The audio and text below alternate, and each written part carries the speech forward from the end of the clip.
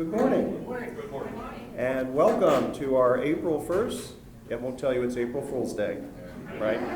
April 1st Spring CCP event. And I just thank everybody for being here. And I just wanted to say, Jeff Stauffer, who is our Community Relations Director at Elville Associates, cannot be here today. He sends his best wishes to everyone. Jeff is very sick this morning and could not come as of last night. So Jeff feels really bad about that, but I told him, Jeff, you are our CCP warrior, so don't worry about it. And also, I wanted to just recognize some of our guests. So thank you, those of you who are attending for the first time, welcome. And also guests here that are related to Elville Associates or Gary Greenwald PC. My sister-in-law, Barb Rodden, has come all the way from Mechanicsburg. Barb, is it Mechanicsville? Mechanicsburg, Pennsylvania. Welcome, Barb. And my daughter Lucy is here, and Danny Greenwald is here for Gary Greenwald, doing the audio-visual. And Lucy's friend Bobby, thank you for being here, Bobby, to help us with our audio-visual. Bobby's from Hagerstown this morning. And my wife Deborah is here. All right, so welcome all the guests, and I just wanted to say a couple of comments as we get started very briefly. I've been doing a lot of reading recently about team building and teams, and I found myself fascinated by this, and it occurred to me this morning, this is a great team. This is a great team. Your commitment, the people who are part of you as part of the CCP, the commitment that you exhibit, and your diligence, you're a great team, and we need to remember that. So thank you again. Now, we're going to raffle today. We have 7 sets of tickets here. So we're going to raffle some at the break. We're going to raffle at the end. Plus, Gary reminds me we have 4 tickets to the Orioles that we're going to raffle at the end, in addition to these. So I just want to let you know that. And the other thing I wanted to let you know is Gary has told me I do have to wear this jersey.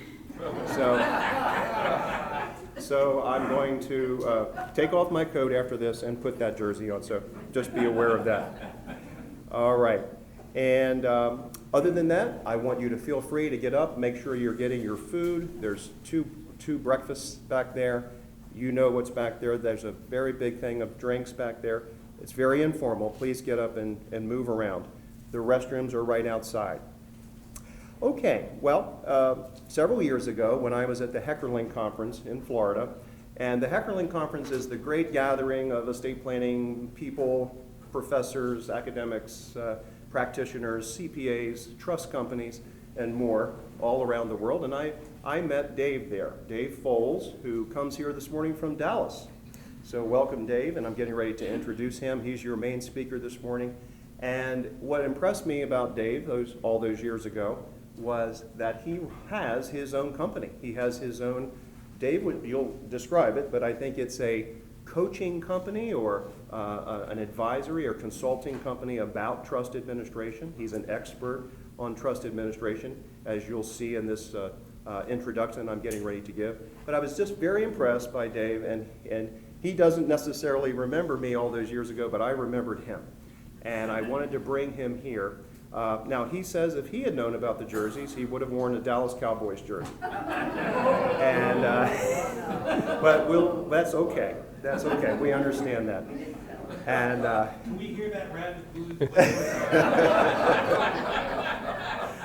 And yeah, Dave said they're looking for a kicker, but I don't know. Anyway, so during this session this morning, if you have questions, we're going to make sure you get a mic. And just along those lines, remember the great audiovisual crew here at the college, which we couldn't live without. They got everything set up. They reminded me, Steve, remember to turn your mic on and off because we don't want to be caught on a hot mic. So just remember that when you're holding this mic. Okay. All right. Now, in all seriousness, I'm going to introduce Dave, so let him get started here. So I'm going to read now an introduction for Dave Folz, which we really appreciate you making the sacrifice to come here today under, not so great weather. Dave grew up in a large family and worked his way through college and law school. He understands the value of hard work and the importance of the millionaire next door of transitioning his or her wealth to succeeding generations. Dave has spent his entire career in the professional trust world, advising individuals and families, and he has been involved in all phases of trust administration. After graduating from Georgetown University Law Center in Washington, D.C., and further from the University of Illinois, Chicago School of Law, with his master's in tax, Dave got his real-world trust training at two large banks, one in Chicago and one in Dallas. He was asked to start a trust group at North Park National Bank in 1987, and he went on to be responsible for Comerica's trust services in Texas when Comerica acquired North Park. When Texas Capital Bank opened its doors, he was asked by the founders to start a wealth management and trust group for Texas Capital Bank. As a consultant, he seeks to demystify and simplify for trustees their roles and to help them to have a positive impact on the multi-generational transfer of family wealth. He brings a wide array of experience, resources, contacts, and inspiration to each assignment. Over his career, he has helped many trustees and families assess and make trust-related decisions, including disclaimers, powers of appointment, splitting into and combining trusts, and evaluating complex investment strategies. On a personal level, he is passionately curious and a believer in lifelong learning. He continues to attend local, state, and national seminars and conferences on investments, taxes, and trust matters. Dave is involved in giving back to his community and has served on a number of professional, local, and national nonprofit boards, serving on several executive and investment committees. From 2003 to 2015, he worked with the Texas Bankers Association and innovative trust legislation for the state of Texas. Dave has worked with many attorneys, CPAs, financial planners, and life insurance professionals in Texas, always seeking ways to find collaborative solutions with the family's advisors. And lastly, as a fun side note, in addition to being a trustee coach, Dave has a hot air balloon. And he has a hot air balloon license with a commercial rating of over 630 hours logged. And he has flown over 3,000 guests and opened up 1,000 bottles of champagne, which is what they do when they land. Dave, thank you for being here.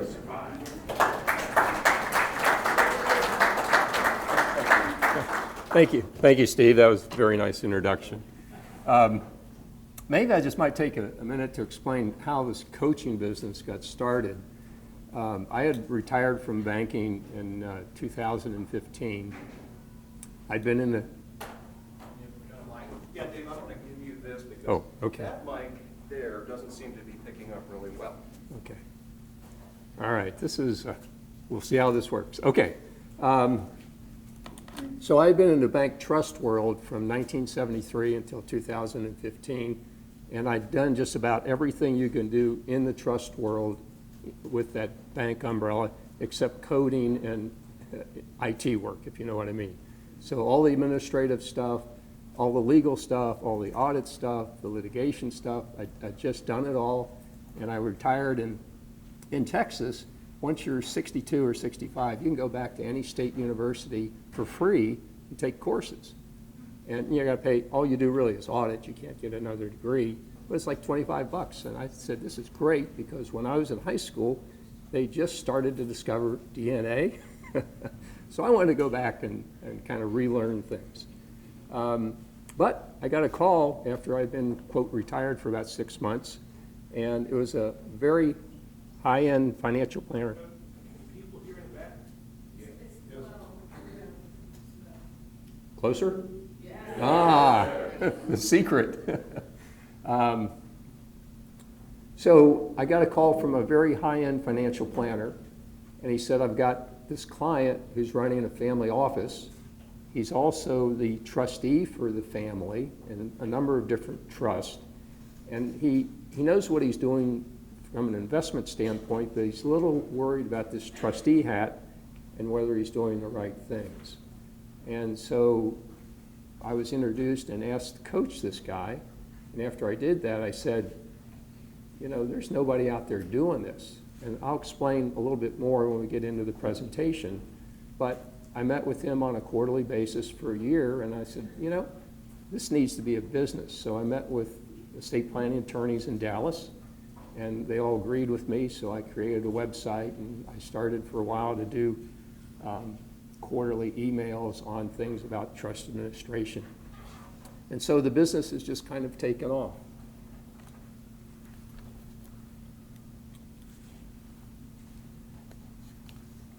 So let me talk about the outline. So this, the first 15 minutes or so is just going to be a presentation on how the trust world has changed since I got started in 1973. Then we'll start to go to the outline. Now the outline, the checklist, it's 30 pages long, 300 items. We're not going to go through it all. I tell you right now, 80% of that stuff on the checklist will not apply to any given trust. And a lot of the other 20% is just first year stuff. So I don't want anybody to be overwhelmed or afraid or scared of being a trustee. There's just lots of things you have to think about, and a lot of the stuff you just have to think about once. The outline which you're seeing is my checklist 4.0. It's my 4th revision. Every spring I revise this outline, and unfortunately every year it gets a little longer. So I know you all have experience with trust probably in your estate plans, but I'm just like to start maybe a little bit just to remind people why trust can be very valuable to their families.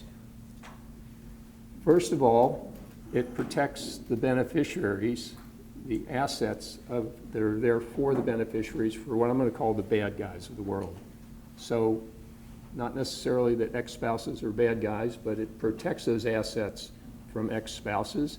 It protects those assets from creditors, and it protects them from lawsuits. So if somebody slips on your front sidewalk and your insurance isn't enough to carry that, or you're in an automobile accident, typically people who are suing you can't get to those trust assets. Now that's not necessarily true in Massachusetts and I think Oregon, but in the rest of the United States, I think that's still pretty good law. Whatever is in trust, the trust has been properly handled, it's safe from, let's just call it creditors. Also, very importantly, and this is true the larger the estates become, it's confidential. Everything in that trust is confidential. Nobody can go down to the county courthouse and see what's in that trust. It's completely confidential. Now, if you don't have a revocable trust as part of your estate planning vehicle, so that trust will be part of the will, well, yeah, they can go to the probate court and take a look at the will, but that doesn't tell them what's in the trust, who the trustee is, what's going on in the trust. So for a lot of my clients, confidentiality was very important. It helps to keep family wealth together, just because it's all in one place, more or less. And then depending on the size of the estate, it can protect against estate taxes, and if you're faced with estate taxes, you probably already know that they start at 40% after the exclusion. It's a big deal. And then finally, it helps to avoid probate. Now, in some states like Oklahoma and Ohio and some other ones I'm familiar with, probate is a real problem. It's expensive, it takes a lot of time. In Texas, we don't have to worry about it from that standpoint because we have independent administration, but we've got other problems.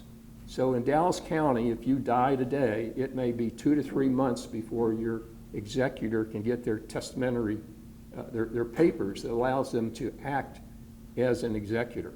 That's incredible. Bills have to be paid, but whether it's the state that won't give us another probate court judge, or whether the judges aren't,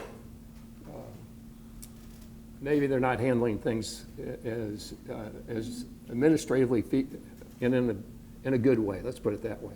Because you can go to Collin County, the next county north of Dallas County, and get your letters testamentary in 3 weeks, easy, all the time.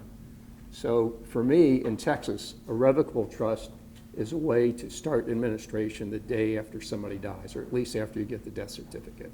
So it's a much easier way to get the administration going. So a little bit of historical context, just to kind of put trust in their place, if you will.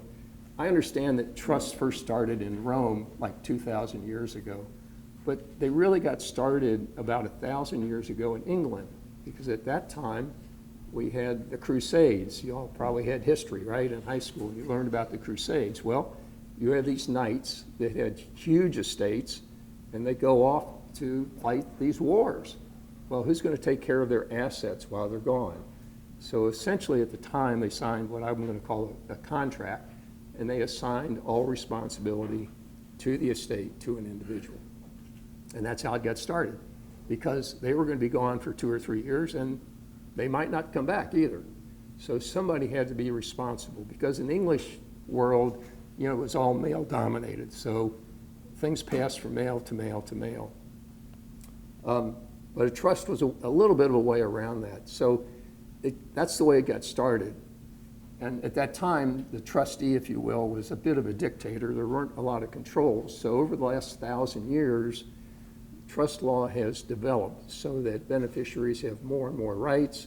Trustees get more and more responsibilities, actually. So that's kind of where we've come from. Now, to give you a little more context about trust administration, an attorney friend of mine said that it's all about 3 things: people, paper, and money. I think you all can understand the people part of it, the money part of it, but the paper part is important. It's called documentation, and we'll get into that. So for the first part of the presentation here, I'm going to go through a PowerPoint here, just kind of talk about how trust administration has changed in a relatively short period of time in the trust world, 40 years, 50 years. And then I'm going to talk about why I think a checklist can be really, really helpful and important to trustees. And then we'll spend the rest of the time talking about some of the high points in the checklist. I'm not going to go through everything in the checklist, but I'm going to talk about what I think might be some more important parts of that checklist for you and your heirs.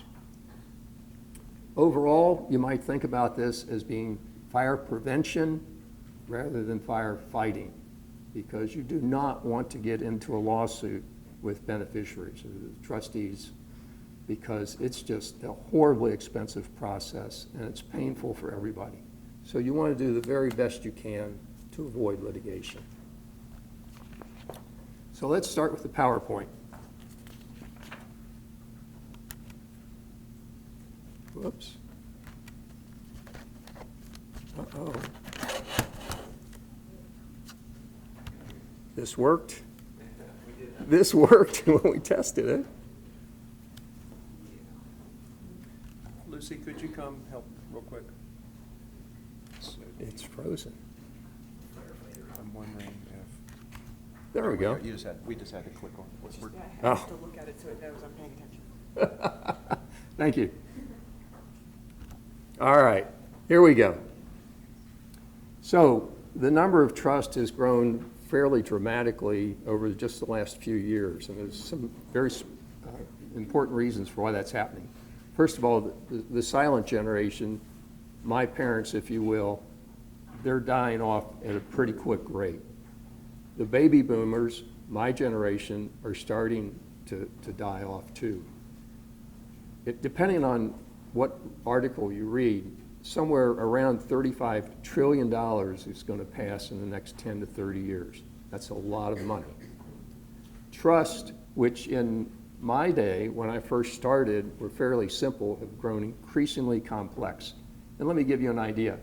When I first started with Continental Bank in 1973, the standard estate plan was, I'm going to leave my assets in trust for my spouse, and when my spouse dies, it's going to be held for my children, and separate trust for each child, and they'll be entitled to 1/3 of their trust at 35, 1/2 at 40, and then the rest at 45. Okay.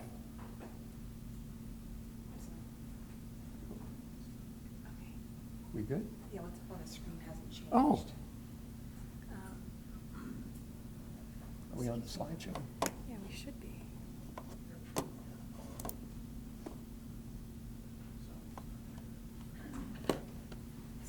Sorry.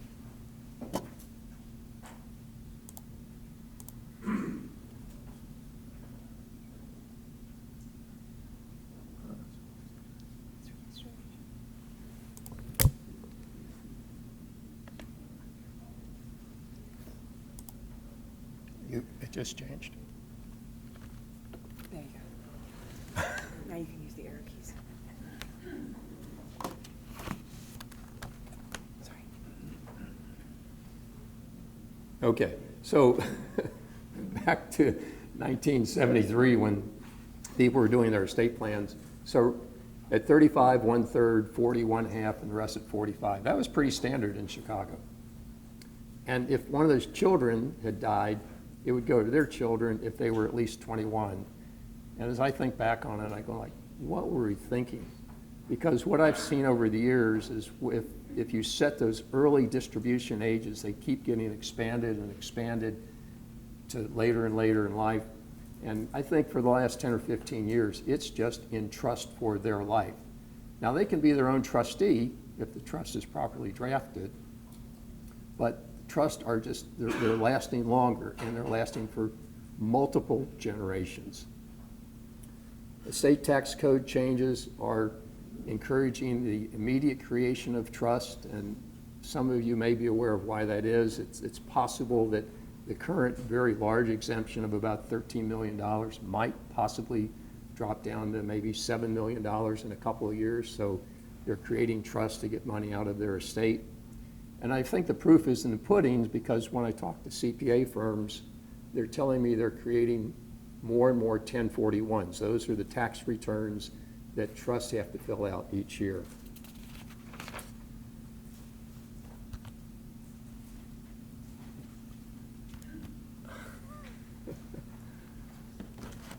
Okay, we're frozen again. There we go. I guess I'm not pressing hard enough. Okay. So what else is going on? We know a lot of trusts are being created. And at the same time, we know that there are obviously a lot more second and third marriages and blended families. We also know that the beneficiary needs, society in general is just getting more complex. So just almost by definition, beneficiaries' needs are becoming more complex. And if beneficiaries aren't happy about something with their trust, what do? They Google it. Not their trust, but they Google trust information for beneficiaries. And maybe they get good information, or maybe they don't. And then what happens too, if you've got your trustee and there are 3 beneficiaries, and you decide to make a hard decision about a distribution for one of the beneficiaries, well, guess what?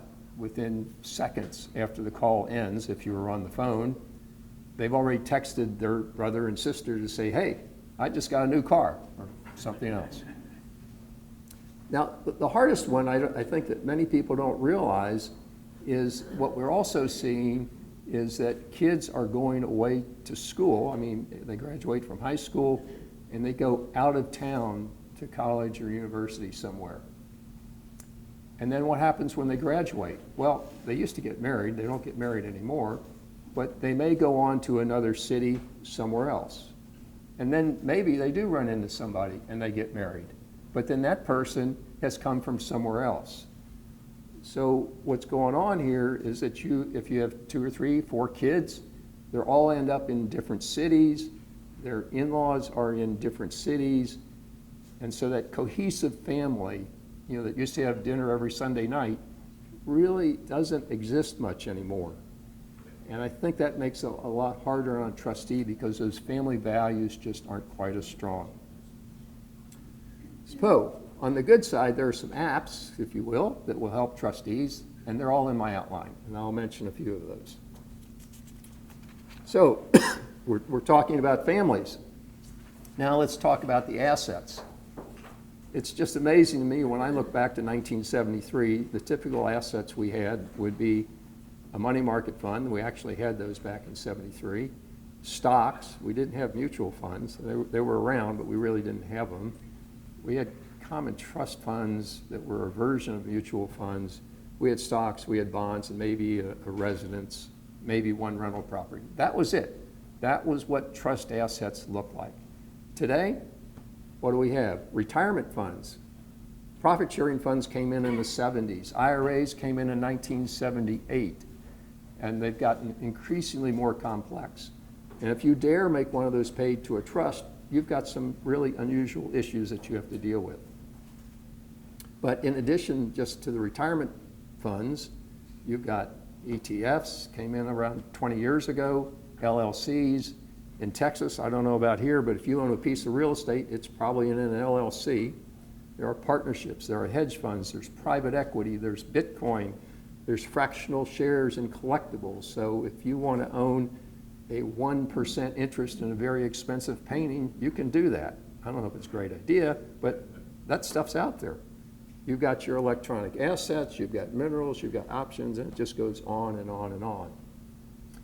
And you know, maybe for the last 10 years, things are kind of quieting down a little bit. Interest rates were near zero. Interest rates affect the entire investment world one way or the other. And guess what? In the last 6 months, they go from 0 to 4%. That's an amazing, historically unusual change in interest rates. And that affects all these other investments. So it's getting a little hard. I'm sorry. That's what I was talking about. Okay. One additional thing to think about, this is more of a CPA question or an attorney question, but the tax law changes on a regular basis, and that affects the trust assets because trusts pay taxes just like you do, more or less. So we had some major changes in the federal tax laws in 2012 and 2017. There may or may not be additional changes coming up in 2024 and 2026. One thing that we know for sure is that states are getting more aggressive about collecting income taxes, both from individuals and from trust. And let me give you a quick example. One of my clients just moved from New York to Florida. A lot of people are doing it. And kind of to close out his account with New York State, he had to fill out a questionnaire. It was 34 questions long to prove that he'd actually moved to Florida. On the trust side, it's also getting pretty interesting. And I'll give you the example of North Carolina. This is a few years back, a case called the Kastner case. So this is a really complicated trust. You had a trust that was created in New York. You had a Connecticut trustee. The investment managers were in Boston, and the beneficiary was in North Carolina, and she was one of 5 beneficiaries. It was a discretionary trust, which meant that the trustees did not have to make a distribution to her every year, and in the particular year, they didn't. And North Carolina said, we don't care, we want to tax 20% of the trust in the year you didn't take a distribution. Now, if she'd taken a distribution, she would have been taxed personally. But North Carolina wanted to tax this even though she hadn't taken a distribution. Not her, but the trust. I know it sounds a little complicated, but the really significant thing is the Department of Revenue for North Carolina lost at the district court level. That's the first court level in North Carolina.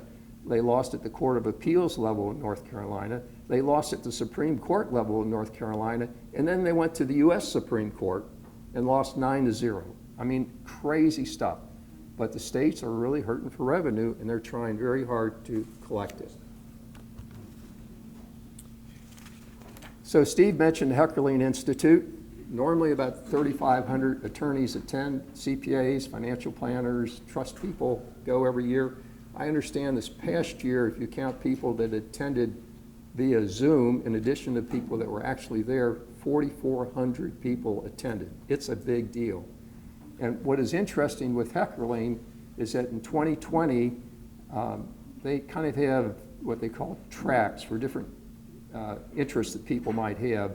And they started a trust track in 2020, which tells me that there's increasing interest in issues that revolve around trust.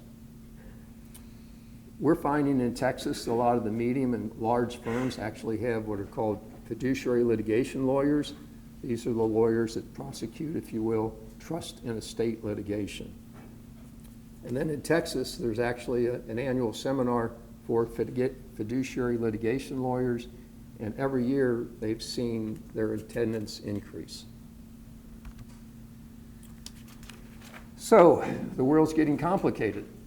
What hasn't changed? Well, human nature, greed, disappointment. We find that all the time with beneficiaries. They would rather have the money first, if you will. They want control. What hasn't changed, it's the duties, the responsibilities, and the liabilities of the trustee. So it's a big job, and how do you cope? Well, first of all, let me put this in context. A lot of times, it's a surprise. And one attorney told me a story, which is true, and it's been repeated to me by other attorneys that said, yeah, that happens. So Ron's at a funeral, good client dies. At the reception afterwards, he goes up to one of the kids and he says, can you tell me who Uncle Bob is? And she says, he's over there. So Ron goes over to Uncle Bob. Uncle Bob is a senior vice president at Texas Instruments. It's a big semiconductor company in Texas. And says, I need to see you on Monday. You're the trustee. And he says, well, I've got a lot of responsibilities. I travel a lot. I can't be there on Monday. He said, well, it's really important because your responsibilities, this was in a revocable trust, so somebody dies and you're trustee, successor trustee right away. We need to talk about this. So total surprise to this guy. And I've heard the same kind of story repeated because the trustees were not aware that they were in the estate planning document, and they've got a lot of responsibilities. Oftentimes it's their first time. They may or may not be familiar with the word fiduciary, which we'll talk about in a few minutes. And they may not know what an accounting is. And even if they know what an accounting is, what's a trust accounting? And basically what we're talking about is a report that the trustee has to produce for the beneficiaries every year. So what do? Well, you can say, I'm not going to act. You don't have to be a trustee. But, if it's a business partner, if it's your brother, if it's your father or your mother, there's a certain responsibility there to be trustees. So a lot of people go ahead and act. Now, how do you deal with all this administrative stuff that we're talking about? Well, you can visit with the attorney, and that's a pretty expensive way to learn. Sorry, guys. What about if you take a course on trust administration? Well, actually, there are a few around the country, but they're attended by bank trust officers, and they're kind of like a week every summer for 3 years in a row. And back 10 years ago, it was $3,000. It's probably 5,000 or 6,000 now, but most trustees just can't take a week off their work schedule and go to a trust administration class. What about a book on Amazon? Well, okay, that's a thought. So last year when I did this presentation, I went to Amazon, looked up books on trust administration, and there were 9 books on trust administration. Most of them were pretty short, not very helpful. There were 1 or 2 that were probably worthwhile. Interestingly, a friend of mine that I had just met was really interested in wine corkscrews, and thought just occurred to me, I wonder how many books are on Amazon on wine corkscrews. Well, 9 books on trust administration, 14 books on wine corkscrews. All right, these are our priorities. Now, if you're a younger generation, you're probably going to go to YouTube or Twitter. I'm not sure where you go first. But you go to YouTube, and I counted 20 YouTubes. Most of them were fairly short, 2 minutes or so, more like an infomercial than anything else. And there was actually 1 or 2 that were about 40 minutes that would probably be worth listening to. So none of these, I think, are very good solutions. So the one that I've come up with is this checklist. And let me give you a little history on checklist.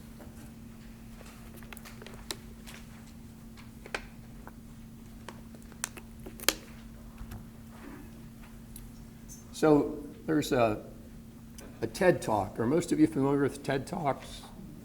Okay, so there's a TED Talk by Dr. Atul Gawande. He actually has several TED Talks on checklist. And I was just driving home one day listening to National Public Radio on the car, And he's on, and he's talking about checklist. He says the modern checklist started in 1935. B-17 was being tested by the Army Air Force. This was a final test flight.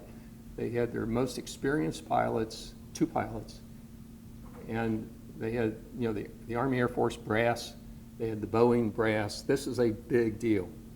The plane takes off, goes in the air about 20 or 30 minutes, and then crashes, and they die. And it's like, how did this happen? Well, there's a huge investigation. And what happened was, on planes, they have things called gust lock to keep the different controls on the outside of the plane from flapping in the wind. And they forgot to remove one. It was that simple. They didn't have the control. They thought they knew all those steps, but they didn't go through all of the steps. All small steps, they missed one. Dr. Gawande says that about 10 years ago, they did a test on surgical suites in hospitals all over the world. And they were testing to see which ones used checklist and which ones did not. And they said that the ones that did not use checklist, which was a fairly large number, had 20 to 30% worse outcomes. And I'm not sure how they measure that, but it was far better to be in a hospital in a surgical suite that had a checklist than one that didn't. And it wasn't the United States, it was all over the world. So again, it's this thing that there's lots of little things that go into a job that may or may not be important, but it could be that you miss the important one. So we'll start on the, excuse me, on the checklist now. And I just want to remind you that there's a lot of things to think about. 80% of this will not apply to any given trust. And of the other 20%, a lot of it's first-year stuff. And at the end of the day, when you get to year 2 or year 3, we're going to be concerned about 4 things: the investments, distributions, reporting to the beneficiaries, and taxes. So the taxes, we can pretty much leave that up to the CPA, but you are responsible. The reporting to the beneficiaries, we'll talk about that. That's a big deal, but it might be that the CPA can do a lot of that for you also. So I'm going to be hitting the high points of my outline. I think you all have gotten a copy of this ahead of time. But I'm on page 3. And we start at the very beginning. The trustee is a fiduciary. And that's an important term in the legal world. And Black's Law Dictionary is this dictionary for lawyers that describe legal terms. And what does it say? It says a fiduciary is one who owes to another, the beneficiary, the duties of good faith, loyalty, due care, and disclosure. And then it says someone who must exercise a high standard of care in managing another's money or property. Okay, so that sounds pretty cool. What does it really mean in real life? So what I recommend to attorneys is that when that client comes in who's the trustee, the first thing you do is talk about their duties.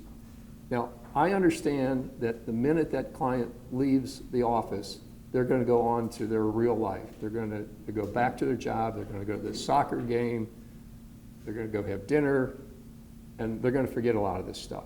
So the idea of going through these duties is not that they remember each duty, but what I tell the attorneys is to give them an example of each duty so they start to understand that being a trustee, it's different than handling your own money.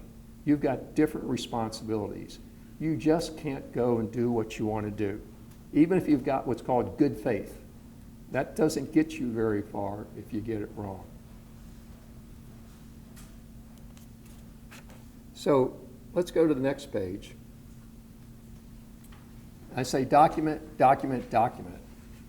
And someone might say, you're crazy, I can't document everything I do in the trust. Well, I get that. But here's why documentation is important. When beneficiaries decide that they're unhappy with you and they go find a lawyer and they're going to sue you, they're going to complain about acts that you did. And being a trustee, it's about process. If anybody in here is an accountant, you very well understand what process is. It's how do you do things? And if you do things in a reasonable way, it's very difficult for the beneficiaries to win a lawsuit against you. You don't have to be right or wrong, because the world's a complicated place, but you have to have a reasonable process on how you do things. So in the course of administration of a trust, you're going to be doing lots of things. You don't have to document everything, but you have to document what I'm going to call important decisions. And we'll talk about some of these important decisions later when it comes to investments and distributions. But let me give you just an idea give you an example of where things could go wrong. So let's say you've got a, $5 million trust, and there's a great opportunity for the trust to invest in a piece of real estate. It's going to be, your share of that investment is going to be $500,000. You've checked it out. You've got friends in the real estate business you've gone to. It's a great deal. Okay, great. So you raise the money in the trust, $500,000, and then you're supposed to close in 2 weeks. Well, you don't close in 2 weeks because, one of the other investors dropped out. There's a zoning problem that came up at the last minute. It'll be another month. So where's that $500,000? Well, it's probably in a checking account earning 0 interest because you thought it was going to close. Okay, so we go down 3 or 4 weeks, and guess what? It gets postponed again. This is not unusual in real estate deals. Okay, the money's still sitting in the checking account earning no interest. Okay, then you go down a few more months, and maybe the deal closes, maybe it doesn't close. But for 6 months, maybe that money sat in a checking account earning 0 interest. So what? Well, so 4 years later, 5 years later, assuming that your reports to the beneficiary weren't substantive enough so that it cuts off the statute of limitations, we'll talk about that later. They come back to you and they say, you didn't invest that money. For 6 months, $500,000, the interest cost lost is, $10,000, $20,000, whatever it is, you owe that to the trust. And they may be right. But you say, no, I had good reasons. Well, think about this. 5 years later, are you going to remember every step of the way why that delayed payment for that real estate deal didn't happen? Probably not. You might remember 1 or 2. And even if you do, it's your word against what? The beneficiary's word? If you document it, if you just simply had kept some notes, day 1, day 5, day 15, day 35, that said what was going on, that's pretty good protection from you, from a trustee, because you were trying to do the right thing. You kept thinking the deal was going to close. It didn't make any sense to go invest the money. But if you didn't document it, it's just your word. And it's your word in front of a jury that may or may not like you. So when it comes to important decisions, you should have some kind of documentation about what you did or why you did it. Okay, well, let's talk about meeting with the attorney, meeting with these guys.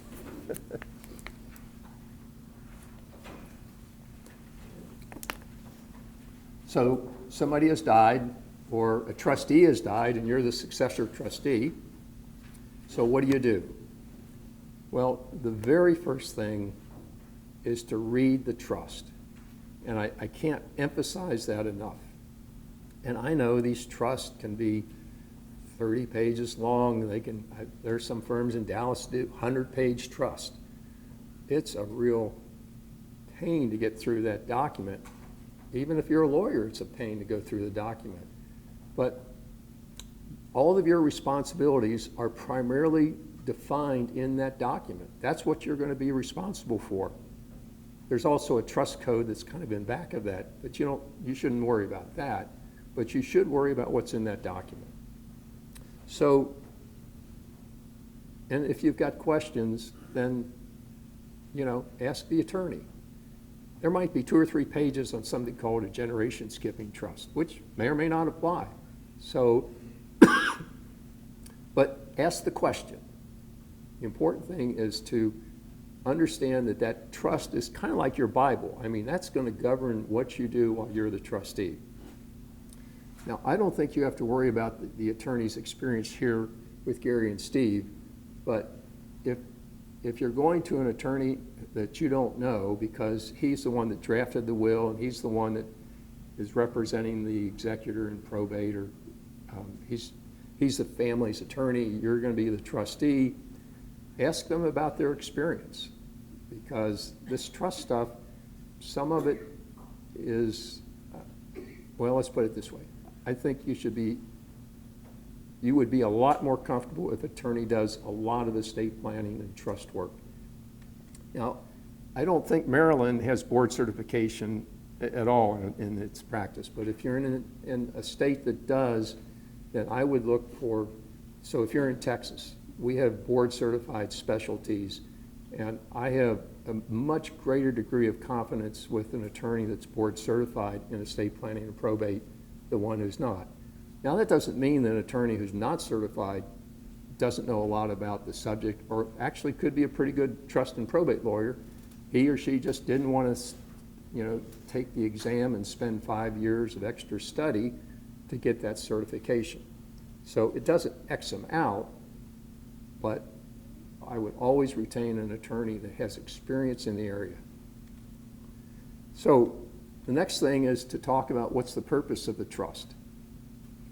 A lot of times the trust don't really tell you what the purpose of the trust is. It just says this is a trust and hold it for the beneficiaries. So let me give you one hint here. Starting about 10 years ago, I was telling my customers at the bank, draft a note to go along with the trust or your will, and tell me as the trust officer, what do you want me to think about? What's the purpose of this trust? And I'd let them do a rough draft, and it was pretty good. We put it in the file with the will or the trust.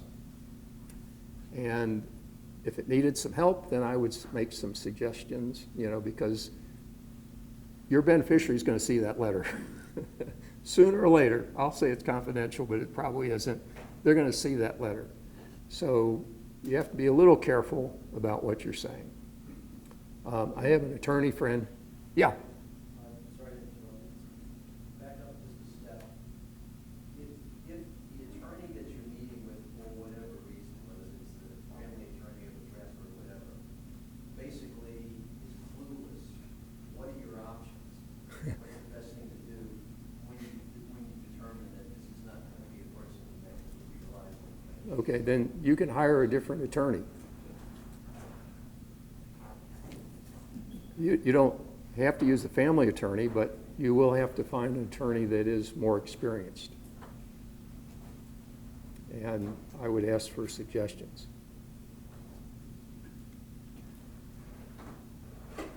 So, and this letter should always be stated in terms of, it is my wish that this happens. It is my wish that something happens. You don't want to ever say you have to do something, because then you might have a conflict with the trust. And these can be short letters. A friend of mine had a 5-page letter from a client. It was very, very thoughtful, talked about the future, the goals for the family, and just went on and on and on. It was very well drafted. It can be whatever you want it to be, but it would always help the trustee to understand the purposes of that trust. So a couple of things here. In the trust, you're going to find somebody who's income beneficiary. That means that generally, as long as they're alive, they get distributions from the trust.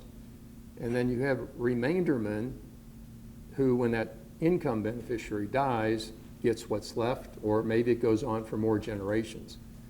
But that income beneficiary is going to be entitled to an annual report, for sure. The remaindermen, depending on your state, may be entitled to a report.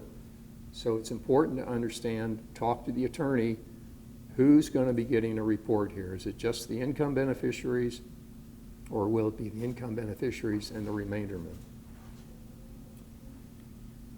Then we get to this trust accounting thing. Basically, it's a report. Accounting's kind of a legal term, I guess, but it's a report that you're going to give to the beneficiaries every year. And I've got an entire chapter on that. Then you might just ask the attorney to help you to understand a term called income and principal. You might say, what's that all about? Well, sometimes income beneficiaries are only entitled to income. Sometimes you can make distributions of income and principal. Income generally is interest, dividends, rent, royalties, things like that. Everything else is principal. And if that beneficiary is only entitled to income, then that's all they're entitled to. So you may have to keep separate records in terms of what's income and what's principal. If you as trustee, and this is what I would always recommend, have discretion over income and principal, then it may be that you don't have to have this complicated report that separates income and principal. It's my opinion that you don't, but there are other people that I respect that would say you do. And I would say, well, it just complicates everybody's life, it's more expensive, but that's just my opinion. On page 6, sometimes in your trust documents, you're going to have something called a generation-skipping trust. And this is a trust that can go on for several generations without being essentially taxed by Uncle Sam. And there are very special rules that help that trust to avoid future taxation for state tax purposes. So you have to be sure you're going to follow those. If it's not a generation-skipping trust, you don't have to worry about it. It's one of those 80% of the things that you don't have to worry about. But if you do, it's really, really important. Some trusts have special tax provisions. So just ask the attorney, are there any special tax provisions, something that's not ordinarily found in a trust? Because sometimes there are tax planning vehicles. If these trusts are discretionary, as they probably are in terms of making distributions to beneficiaries, what do I have to think about? Well, I've got a whole chapter on that, and we'll talk about that later. If the trust has a particular type of asset that's more than 10% of the trust, then you have to think about, is this something that I want to hold, or is it something I want to sell pieces of? Because one of the concepts of trust law is to diversify your assets, and anything more than 10% is considered to be non-diversified. Now, doesn't mean you have to sell it. You can still have a non-diversified trust, but this is a time where you're going to want to document this and say, this is why I'm holding this asset, which is more than 10%. So I'm down to about halfway down the page. I'm talking about trustees and beneficiaries who are residents of a state other than, let's say, Maryland. Why is this important? Remember early on in my presentation, I was talking about how aggressive states are becoming to grab income. Well, unfortunately, every state has different rules about how they tax trust. So it might be because the trustee lives there. It might be because the trust was created there. It might be because the beneficiaries live there. It might be because that's where the trust is being administered. So if you've got multiple people that are somehow attached to this trust that don't live in your state, it's just a question to ask. And there are some, what I'm going to call cheat sheets that attorneys can look at that can fairly quickly say whether or not it's going to be an issue. Now, that's not always true. I had one where the trustee lived in Louisiana, and so the beneficiaries were in Texas. It was a Texas trust. Louisiana said, we're going to tax this because this is where the trustee lives and theoretically administers the trust. And I said, well, you're going to have to contact a CPA firm in New Orleans and see what their opinion is. And their opinion was that because the trust had a real office and he commuted to Dallas, I guess it was once a week or once every other week, that the trust was being administered in Texas, so they didn't have to worry about being taxed by Louisiana. But I told him, get that documented, because who knows? You may decide to close the office in Dallas because it's too expensive to keep open. And if you're the trustee in Louisiana, this might revert to you being taxed. That's an important decision that should be documented. One thing that you find is that sometimes if you're a successor trustee, you come into a trust and there may be some assets that have a very, very low tax basis, and you're afraid to sell them because of the huge capital gain that might be involved. Well, that can present some issues if you hold on to something too long. I don't know if any of you remember Eastman Kodak, but there are a couple of huge lawsuits about Eastman Kodak, and how long should the trustee have held on to that stock? And I think the court cases actually went different ways depending on what state and what the circumstances were. But you don't want to be involved in that situation. So if there are a lot of low tax basis assets, a lot of unrealized capital gains, at least think about what your plan is to address those. And it may be that you say, it's real estate, we're not going to do anything with it, or if it's stock, maybe we sell a little bit every year. But again, some of these things I'm talking about here are things that probably should be documented, but a lot of them you only have to document once. Dave, can I ask you a question? Yeah. That's an interesting subject. Yeah. That might be a good reason why a trustee ought to have on the payroll or as a regular consultant, a financial advisor. Yeah, sure. The average trustee wouldn't know about those types of issues, but Right. a financial advisor probably would. Yeah. Yeah, and you can hire people. Please repeat that conversation. I didn't hear Well, everything Gary said. Gary said it's a complicated area. And so where do you go to find help on something like this? Sometimes the attorneys will be able to help you. Sometimes the CPAs will be able to help you. Sometimes you hire somebody like me. But the important thing is that you ask the question to the attorney for the trust and at least document that you are concerned about that issue. That's what you want to do. Again, this is a process. You're trying to, did I think reasonably about what I did? And that issue is just one thing you just have to think about once. I'll just comment on that. Michael, just yesterday, I was meeting with somebody who said my mom has 1.1 million in Coca-Cola stock, and that's really her main asset. And he's got 3 siblings that don't get along. So he's got a problem there, that low basis stock, that the basis is almost 0 in that stock. So. Yeah, that's a good example, and I'll give you one that is real life to us in Texas. So we've had a couple of bank crises down in Texas, as you've had elsewhere in the country, but we had a trust that had several $1 million of Bank America stock with a very low basis because the trust had owned a small bank that acquired by another bank, that got acquired by another bank, that got acquired by Bank of America. And it was a large part of the trust. So here was our plan. I'm not sure this will work for everybody, but we bought put options, which means that we could sell the stock at a certain price going forward for like up to a year. And we did that for like, I'm guessing now, maybe 75% of the stock. And our plan was to sell 25% of the stock every year. And that's what we did. And we really lucked out because that was in 2008, 2009, when the whole market went to kind of crashed. So it saved the trust bacon. Those puts cost a little bit of money, but we didn't know what the future was. We knew that we had a large undiversified asset that if we didn't sell and the family wasn't happy with us, we could get sued in a very serious way. So this is why you want to be sure you've got a good financial advisor, and we'll talk about that too. It's 11 o'clock. Why don't we take a 10-minute break and we'll come back. The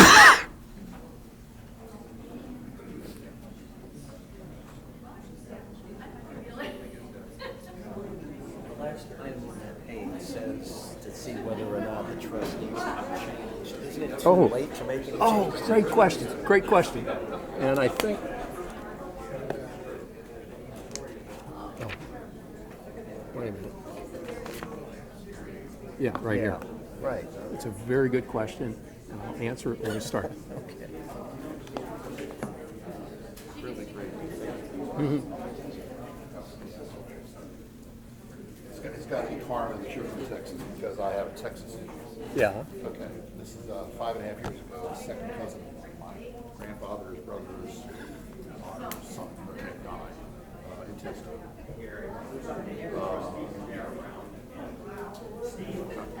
4.5, 5 years ago, we got a call from an investigator in Dallas because he's from Texas, the cousin was, and got a call from an investigator. He's trying to find out the relative. Right. So they're doing, obviously their due diligence, and their investigator is part of the firm, the Pike Associates. You know what? I think I've heard their name, and I think they have a good reputation. Okay, I that's think. good. That's good to hear. That's good to hear. Yeah. Now it's been they're trying to track down on the maternal side. This is my sister-in-law, so that was easy. On the maternal side, his father's side, his father's side, there's about 38 relatives.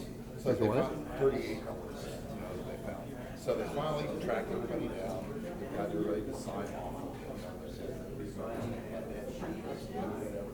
And I finally got to the court, and I think the court has a couple of questions now. Is this Dallas County? We have a horrible probate court. I don't know what else to tell you. No, that's good to hear. Because that's really, and my sister always says, "What's going on? What's going on?" I don't know. I live up here in Maryland. What do I know? And so we have no idea. Well, I mean, you can contact David Pike. Oh yeah, I always do. I call him up right. He tell his legal assistant. I said, hey, let me tee up with you. He tells me that's an issue there. Legal assistants leaving and things like that. And that's just normal life. Yes, I just will take it. But finally, we have a court, and they had life attorneys. That's called. I had some extra questions. Yeah. I just wanted to make sure again, my real question was 5.5 years ago. And from what I'm hearing, the answer is probably. Well, so I do a little bit of expert witness work, and I just finished an assignment last year that started in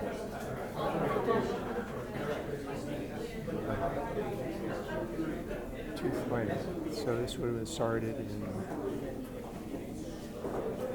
2019, and it should have been a fairly simple matter. But the judge, this is probate court number 1, there's 3 courts. Just, I don't know. I mean, well, what's the problem? And, how much did the attorneys get out of the state's about maybe $300,000. He had a house, a couple of cars, and he had a lot of Texas insurance stock. So it's about $300,000. So, that's a good thing to have. Yeah, but no kidding. Might even be more now. I have no idea. The ad litem will be paid on an hourly basis. Pike, he's the investigator, not the attorney. Or is he the attorney? He's the attorney for all the Okay, all right. So all right. So he's probably being paid on an hourly basis. Probably. I'm just wondering, out of that $300,000, is there an maximum that he can get? There's a third, like. Well, if he was, if a beneficiary was suing the estate, and he was representing the beneficiary, then he would probably take a percentage. But this sounds like this is just normal estate administration, so it's probably hourly. Yeah, well, the ad litem's probably getting $400 an hour, and Pike is probably getting a little more than that. I'm not expecting anything, and that's fine. I had talked with my cousin probably for years. This is just out of the blue. I haven't seen this since he was a kid. Yeah. Really, that's what it has happened. So I wish I had a better answer for you, but The answer to the big question is 5.5 years is not ridiculous because of, bad reputation. if it was up in Collin County, probably a year and a half. That's a big city. Okay.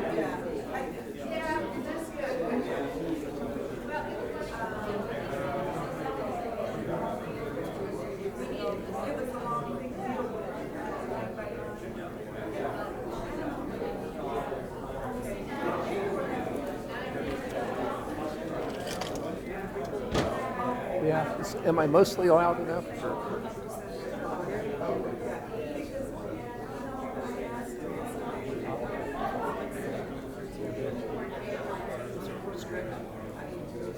Okay.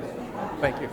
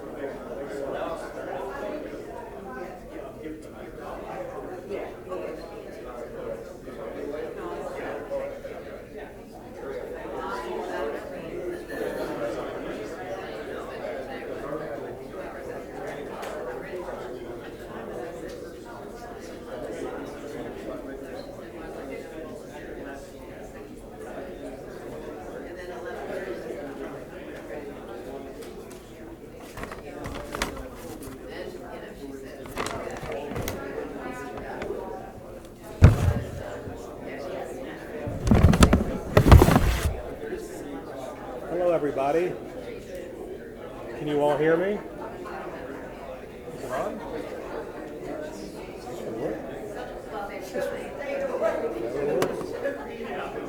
Good morning. Hello? The red light's on that side. Can everybody hear me now? Yeah, just, you have to really speak into it. So, if I can have your attention, please. Just, all you have to do is, there you go, take your thumb off. If I can have your attention, please. When you all checked in, you were given the opportunity to get a red ticket for some raffles. Does everybody have a raffle ticket? I only got one. I thought I should get one. All right, so we're going to have some drawings now, and let me see, who's here? Lucy, can you come on up? You're going to be the person who will make people lucky this morning, this time. And then we'll have more drawings at the end, and we'll have other winners. But everybody who's here this morning is a winner. So get your red tickets out. So here's the deal. If you win, you get one win in the morning. We're going to collect your ticket. We'll make sure you don't win again, okay? All right, so you want to hold on to that? The first drawing we're going to have is for tickets, 2 tickets to the Handel's Choir on May 13th, the Metalworks concert. And this will be held where? There you go. She just gave me the information on that. And we'll get that information for you later this morning. So, Lucy, can you pull a ticket? All right, so who has ticket number 409-7301? You won? Come on up.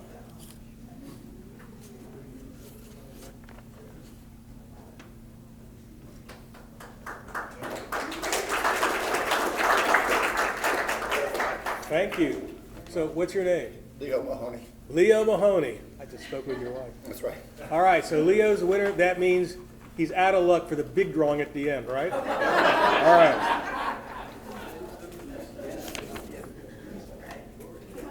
The next drawing is for 2 tickets to the show Rhapsody in Blue. Tickets available at will call. So where will one go to see the show? The Columbia Orchestra. Do we know where it will take place? Oh, it's usually at the Rouse Theater. A Rouse Theater in Columbia. All right. Want to pull a ticket? Who has ticket number 409-7330? 7330. Anybody? Yes, come on up.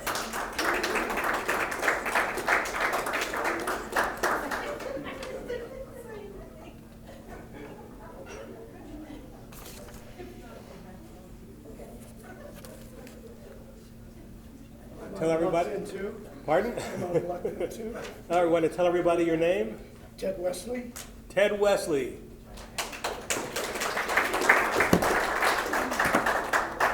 The next drawing is for a concert by the Columbia Orchestra, Rhapsody in Blue. This will be held also at the Jim Rouse Theater. Who has ticket number 7304? 7304. Can you draw? Can I keep my ticket? Nope. Nope. Get this guy's name, will you?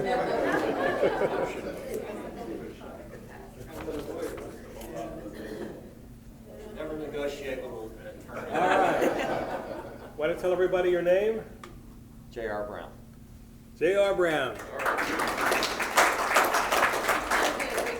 All right, the next winner will end up with tickets to the Annapolis Symphony Orchestra.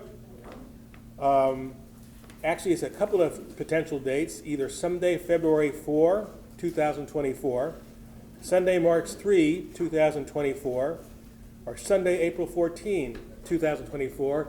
You're going to see an exciting show called Program Info to be Announced. All right? So, the winning ticket is 7310. 7310.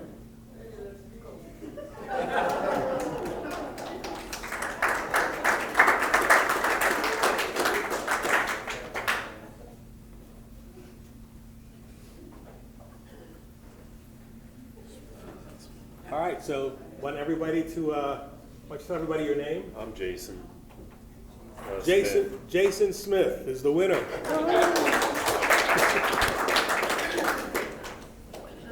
All right. The next drawing, before we continue on with the presentation this morning, is a concert by the Annapolis Symphony Orchestra. 2 tickets again in 2024 to Strathmore. Potential dates being February 4, March 3, or April 14. Same show that Jason just won. You ready? All right, the winning ticket is 7331.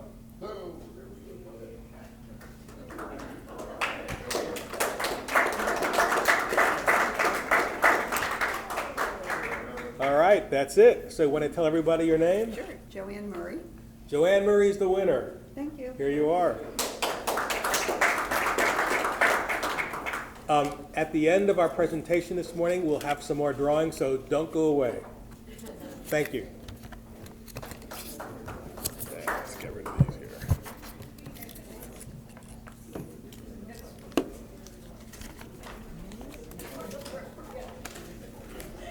Thank you.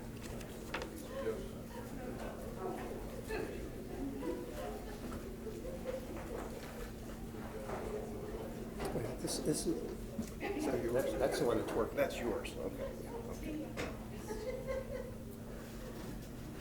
Okay, one of the things I learned at the break is I really have to swallow this thing to make my voice come all the way, so my apologies for not being loud enough.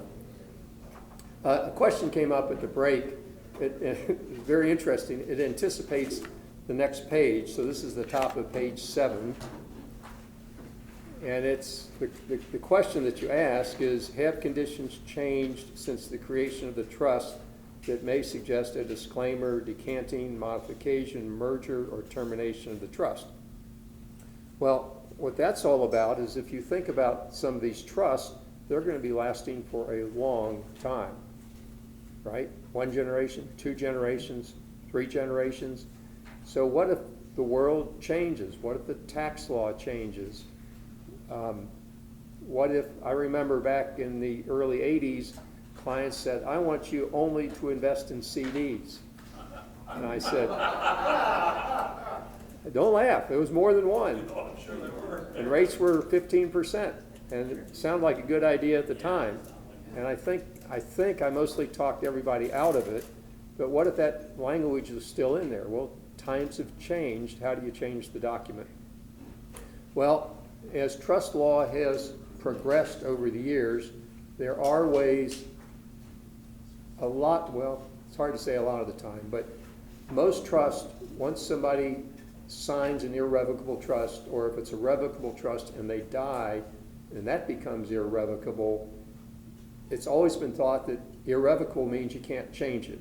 Well, there are some ways to change trust, and we could spend an hour talking about the different ways that might be possible to modify a trust. So it might be able to be done, but this is one where you really have to go to an attorney that specializes in trust and estate work, because it's not easy stuff. You agree, Steve? Gary? Okay. So the next 3 items here we're not going to talk about, but you have some special assets that can really impact the administration of a trust. So if you've got IRAs, 401ks, sub-S stock, if it's a GRAT, these are special items you should be talking to the attorney about. The next item there is something called the rule against perpetuities. And it's really interesting. For 1,000 years, this thing never changed. The rule against perpetuities has something to do with lives and being when the trust is created. But if you think about a trust lasting for about 100 years, that's kind of what the rule against perpetuities was. A trust can only last so long, and let's say it was 100 years. Well, starting back about 20 or 25 years ago, state legislatures started to change the rules on this. So in some states now, like Florida and Texas, they can last 300 years. Some of them can last forever. Alaska's 1,000 years. What's Maryland? Forever. Forever, okay. So they can last a long time, and so kind of going back to a few minutes ago, you know, there may be times that you have to change a trust. And I'm just talking with that earlier comment about a trust that's in existence right now. Now, if a trust is being created, brand new, somebody hasn't died, it's not irrevocable, attorneys are crafting ways to make it a lot easier to modify trust later on. Now, beneficiaries can't do it, but the trustee can change a lot of times administrative provisions. So the next item is lifetime or testamentary powers of appointment. So this is sometimes where the beneficiary, after they die, they have the right of certain kinds of powers to determine where it's going to go after they die. Just depends on what the document says. Is that your responsibility as a trustee to educate the beneficiary? Probably not, but if you're trying to create good relationships with beneficiaries, if they're kind of opposed to the trust, just in a general sense that they didn't get the assets, then maybe telling them that they still have some control at their death might be something that they're going to find interesting and help build rapport with you. But for you to try to explain a power of appointment, you probably need to have your attorney with you in a trust meeting with the beneficiaries just to be sure you get it right. So just going down a few lines, as trustee, you're allowed to be paid. I mean, we're talking that there's going to be work involved and you're allowed to be paid. Now the question is, well, what am I allowed to be paid? And the answer is, it depends. And this is one where I would visit with the trust attorney on, but it really depends on the complexity of the trust, the kinds of assets, the kinds of beneficiaries, depends where you are. The rules, if you will, I won't say rules, but the custom might be different in Maryland than it is in Texas. But you should be paid because it is work. So one item at the very bottom of the page, which you should not overlook if you're a successor trustee. Now, the successor trustee is, there's a pre-existing trust, there's a trustee, that trustee dies, becomes disabled, just can't act, they resign, whatever, and suddenly you're the successor trustee. What should you be aware of? Well, by most state law, you're responsible for the acts of the prior trustee, which is kind of scary. I mean, do you know what they really did? So a well-drafted trust document will have a paragraph that says successor trustees are not responsible for the acts of the prior trustee. But if that language isn't in there, and some trusts it's not, just because the drafting wasn't well done, then you need to get all the beneficiaries to give you a release, or you need to go to court and ask permission not to be responsible for the acts of the prior trustee. Page 8, if you have non-U.S. assets or non-U.S. citizen beneficiaries, it's a whole new ballgame. Talk to the attorney. If he doesn't have experience with these kinds of issues, then you need to find a specialist. And believe me, this is a real specialty. And then just a word to the wise, if beneficiaries are starting to express disappointment, you should be visiting with the attorney to be sure that you're dotting all the I's, crossing all the T's. Sometimes they never sue, but sometimes they do. And believe me, being sued as a trustee is a very expensive process.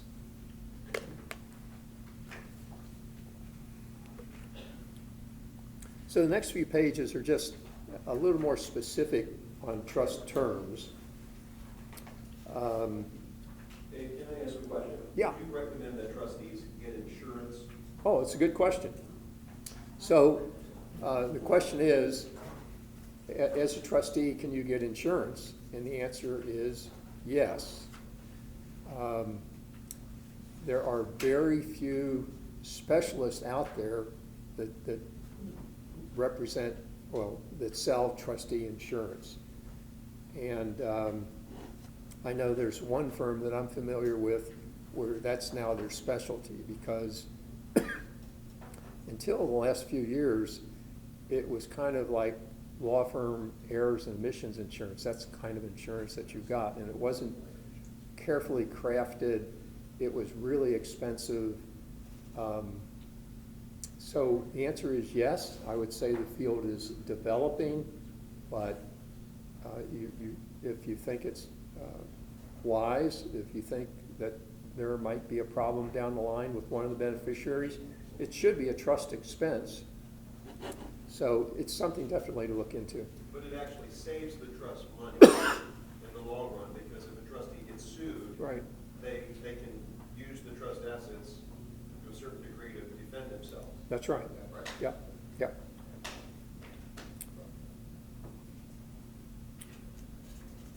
So as we get a little further down in the page here, just a really important distinction. A lot of the directions to the trustee are either may invest, may distribute, or shall invest, or shall distribute. It's a very important difference between the two words. So when you start seeing may, that's something that you underline or highlight in yellow. If it's shall, that's really something you need to underline 3 times, because shall means you shall do that. And if it doesn't make sense, then you have to think about, well, can we modify the trust? And you might be able to. At the bottom there, just talking about successor trustees. You as a trustee are a human being. You can die, you can be disabled, you can get old, you can have dementia.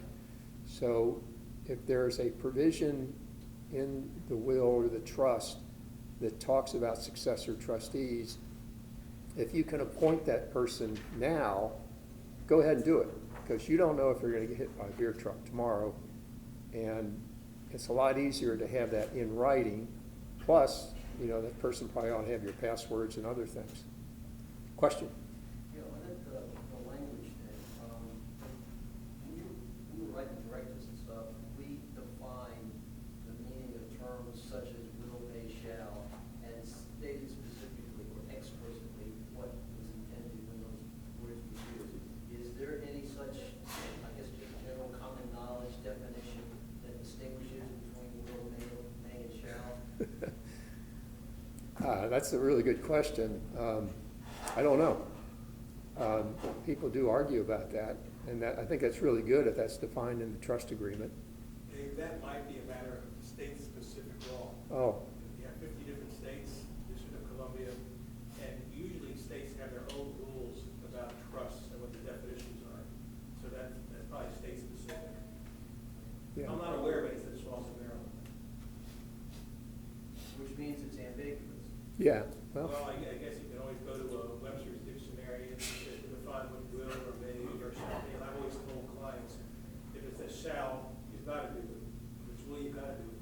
May is basically its discretionary term, leaving up to the discretion of the trustee.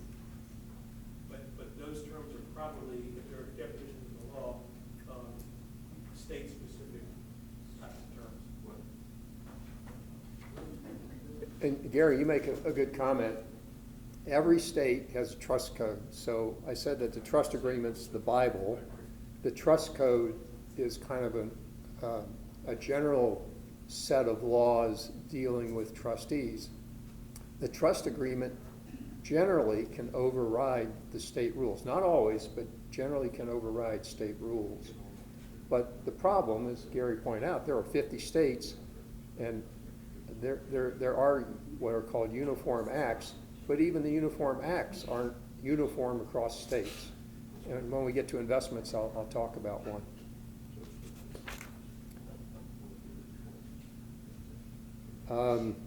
On page 10, just a couple of things. It's really interesting. You know, trust, oftentimes that's where the money is, and so beneficiaries want access to it. Sometimes trustees want access to it because that's where the money is. It's always been kind of interesting to me with IRAs, people want to take their IRAs and go out and start small businesses. And why do they do that? Because that's the only place where the money is.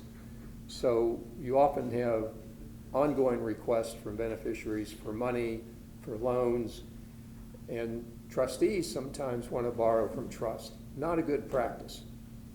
But if we're going to be talking about loans, then especially to the trustee, the trust document better allow it, and the trust code probably has something in there about trustees borrowing. They may just say they can't, but if they can, it's going to be very specific. So if you're the trustee, don't ever think about borrowing from the trust. It's just not a good practice.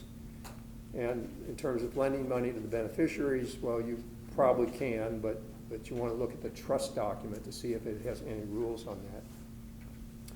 The second last bullet point here is, does the trust have spendthrift language? Well, I talked at the very beginning about how trust can protect these assets from the bad guys of the world. Spendthrift language is a very specific clause that kind of makes it double bulletproof, if you will, so that creditors can't access those funds. And so in terms of trying to explain to the beneficiary the benefits of the trust, that's one clause that you can pull out and just say, this clause here is really going to protect you from the bad guys of the world. So let's talk about getting organized as a trustee. Some of the stuff is just very straightforward stuff. You do it once, you do it the first year, and you're done. So getting a tax ID number for the trust, they're going to be a taxpayer. Getting the mailing address, email address, phone number, birth date, all that stuff for the beneficiaries. That's important.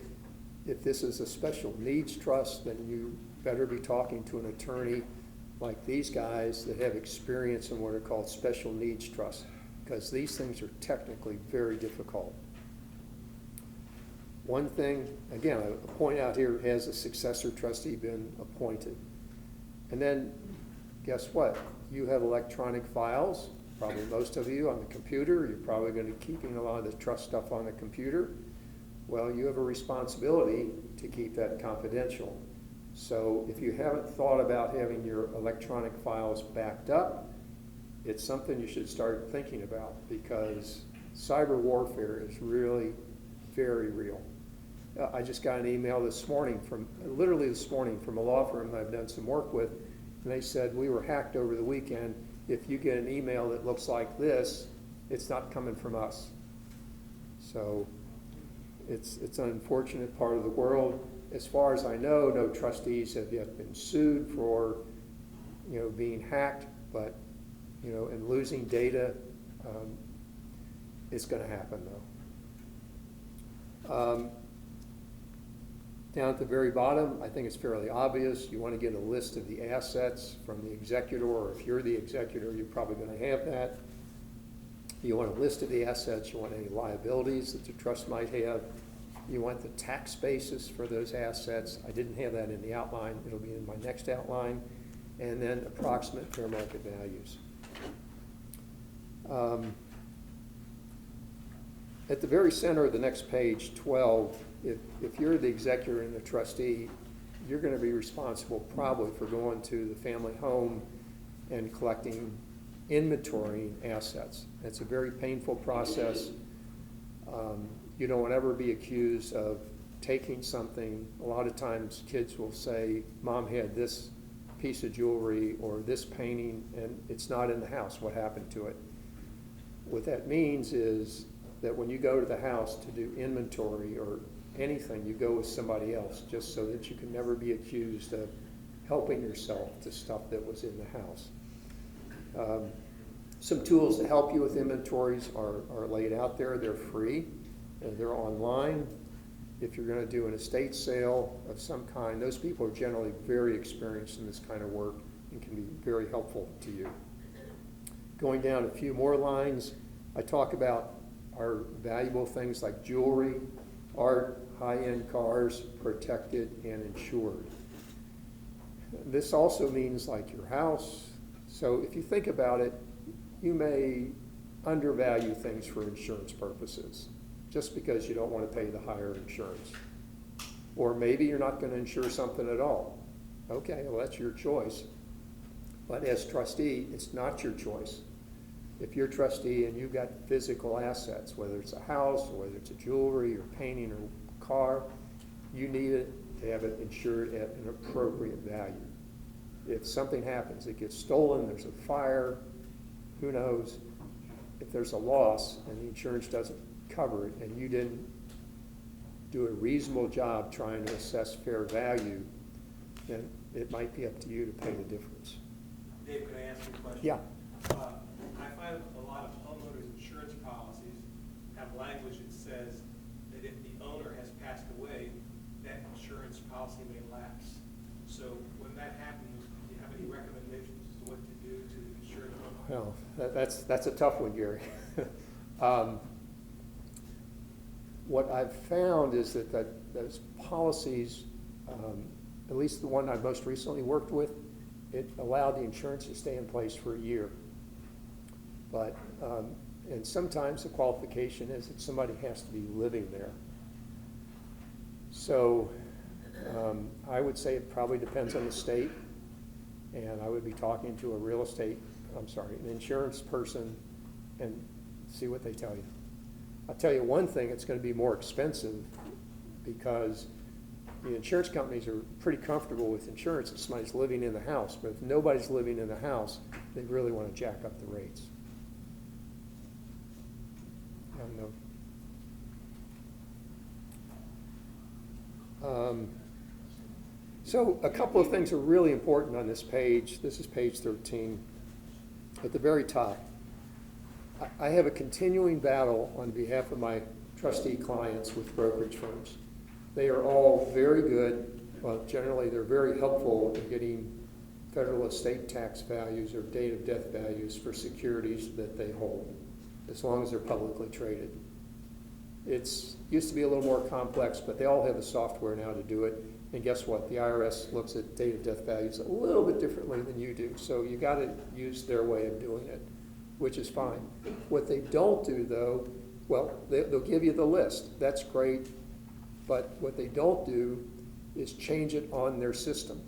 So it's one thing to print a list that they could probably get from New York of date of death values, but somebody's got to go into their accounting system and physically change the values to the date of death values.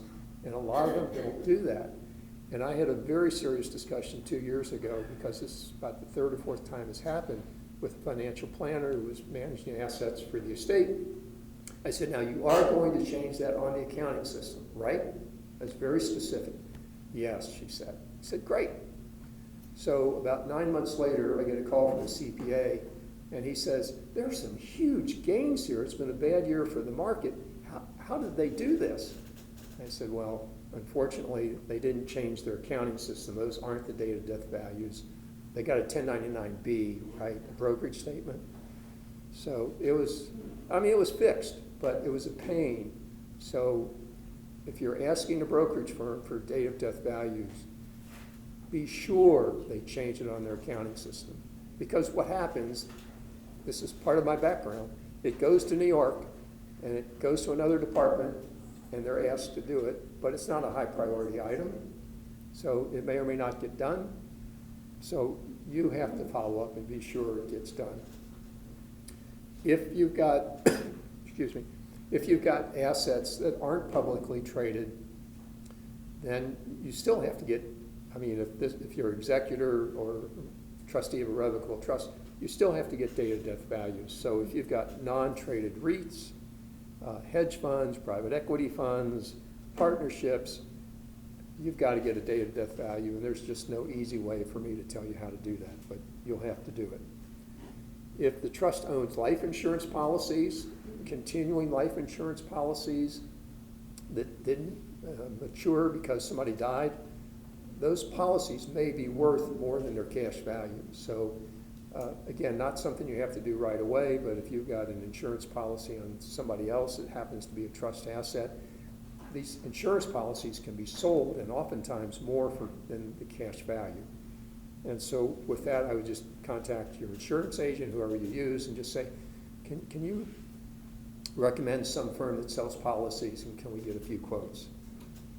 Now, one here that's really fun is right in the center. It's called missingmoney.com. My story on this is that after I'd been coaching for about a year, I wanted to do like a Christmas gift for my clients. And, you know, what do you do for somebody that's got lots of money? A bottle of wine, what are you going to do? So it occurred to me to go to missingmoney.com, and this is a website for funds that have escheated to the state. So, you know, it's like a dividend check that hasn't been cashed, or a property tax refund or something like that that hasn't been claimed. So you go to missingmoney.com, you type in Maryland, you type in your name, and then you're either going to come up or you're not. So what I did, so I had, I think, about 20 clients at the time. No, I'm sorry, I had 10 clients at the time. And what I did is I checked on the trust, and I checked on them personally. And 50% of my checks, of the 20, so 10 of the 20 checks, remember, the trust and the individual came up with money. So the cheapest, or the smallest one was $39, but there was one for $3,000. And then there was one for a friend of mine, I'm sorry, well, he's a friend, he's also a trustee. And so I said, Dick, there's another person with your last name that lives in your town that's got tons of these. I said, do you know him? He said, yeah, he's my cousin. I said, well, you might want to give him a call. So, you know, it's a good thing to do just for yourself. Anyway, so if I'm kind of getting a little bit of the state administration in this, but if there's a firearm in the estate or the trust, those things are really difficult to deal with, and really important that you call the attorney before you do anything.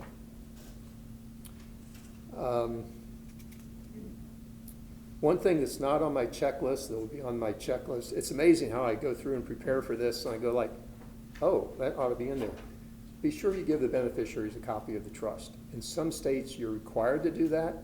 In some states, like Texas, it's not in the trust code. Oftentimes, it's not in the trust agreement. But it's a fundamental right of trust law that beneficiaries get a copy of the trust. So be sure they get a copy. I'm going to kind of skip meeting with the CPA here because we're kind of running out of time, and I want to be sure to cover investments and distributions. A CPA can play a very, very important role in helping you with the administration of the trust. Again, be sure they've got a background in what are called trust or fiduciary tax returns. So they can help you with record keeping. They can help you with practical decisions because most of them are pretty practical people. And certainly they can help you with taxes. I don't know if you're used to paying estimated taxes, but trusts generally will have to pay estimated taxes. And they file on different dates, or at least the final date than your personal returns. So CPAs can just be really, really important to help you.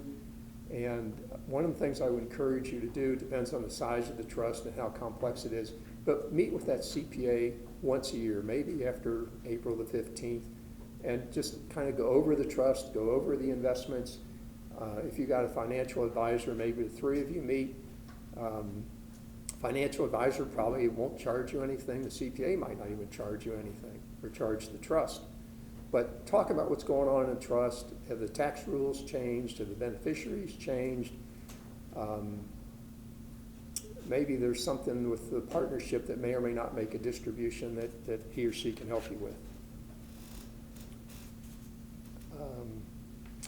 And, you know, my entire outline here, if you can take my outline to the CPA, you don't have to ask all these questions. You say, look, I went to this trust presentation and he has lots of questions for CPAs, says you can be very valuable to me. Can you go through these and tell me what we need to do? So let's move on to investments. So at the beginning, I said there are four things that are important: investments, distributions, reports, and taxes. So most states operate under what's called the Uniform Prudent Investor Act. And listen to those terms, Uniform Prudent Investor Act. Investor is a very important term. The old rules going back to like pre-2000 said prudent man. How would a prudent man invest? Prudent man being the guy on the street. Well, now we're talking about a prudent investor, which is a level higher. How much higher? I don't know. It depends. If you're a financial planner and you're a trustee, or if you're Dave Folz, or if you're Steve or Gary and you happen to be a trustee, that standard is going to be really high. If you're a school teacher, maybe just kind of in the middle somewhere. I can't tell you for sure, but it does mean you have to take your job seriously from an investment standpoint. The first very long paragraph, that's a lot of stuff, right? But that's straight out of the Uniform Prudent Investor Act. And most states have adopted the Uniform Prudent Investor Act. I think 44 of the 50 states have adopted it. Some states haven't, but anyway, it just tells you what an investor should be thinking about in this whole investment scheme. So that's economic conditions, inflation or deflation, the role that each investment's going to play. Is it going to be to produce income? Is it going to produce capital growth? Will we have a need for liquidity? Do we need regular income? Is there an asset with a special relationship to the trust, like a family farm or a family ranch? And then after you get through all these kind of like general economic conditions, then you dive down into the next paragraph that says, what is the time horizon of this trust? Is it 10 years? Is it 3 generations? How long term do I have to be thinking? What's the risk tolerance? Am I willing to take more risk in this trust because there's a half a dozen other trusts, or the family has a lot of other money and they're not going to be taking income out of this trust? This is a very long-term trust and I can take a lot more risk. So you have to think about the kind of trust you got. Yeah? Does engaging a financial or wealth manager, I guess, inoculate the trustee against any Good question. charges of imprudence? Great question. So the question is, if I hire a wealth manager or an investment manager to help me, does that help protect me? So there's a couple of things to look at this. Number one, as a trustee, you are allowed to hire agents, and you're allowed to rely on agents.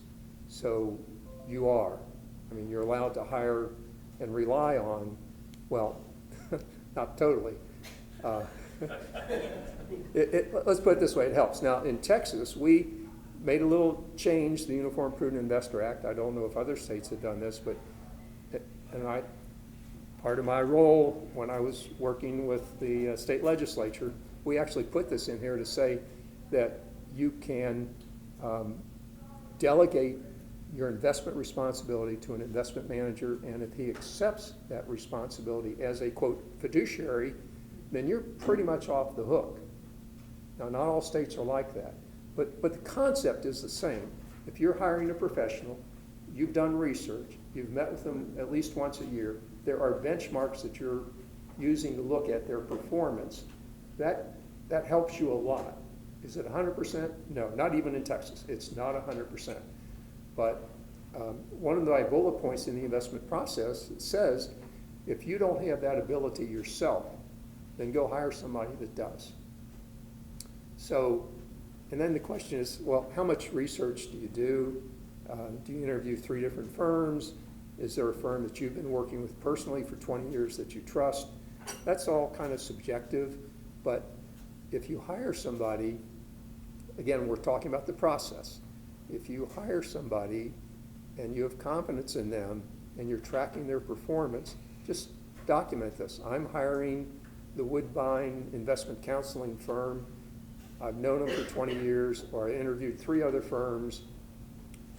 They all have credentials, CFA, CFP. They manage a fair amount of money. They deal with clients with about the same size of wealth that the trust has.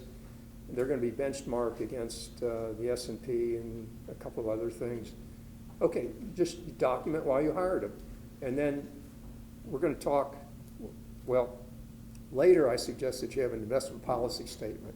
And what the investment policy statement says, it thinks about the economic conditions and then it talks about how you're going to invest the funds. The investment advisor will write that for you. Just tell him, I'd like to have you do my investment policy. And he'll do some Q&A with you and then he'll write it up. So this is something that's important, but it's something that somebody else can do for you.